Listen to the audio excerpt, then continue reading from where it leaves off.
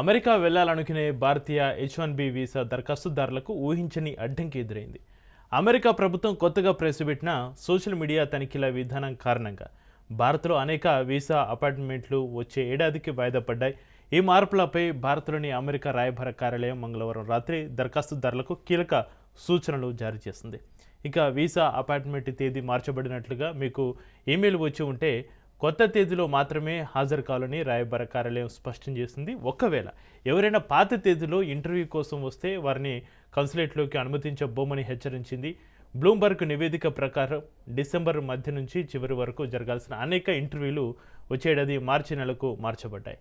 ఇక కొత్త నిబంధనల ప్రకారం H1B, H4 వీసా దరఖాస్తుదారులు తమ సోషల్ మీడియా ప్రొఫైల్స్ ప్రైవసీ సెట్టింగ్లను పబ్లిక్గా మార్చుకోవాల్సి ఉంటుంది.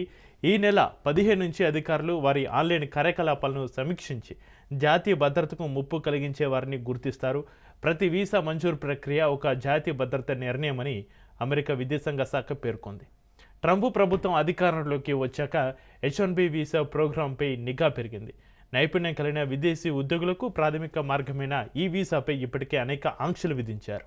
గతంలో H1B వీసాలపై $1,00,000 రుసుము విధించడం, 19 దేశాల నుంచి గ్రీన్ కార్డు దరఖాస్తులను నిలిపివేయడం వంటి చర్యలు తీసుకోవడం జరిగింది.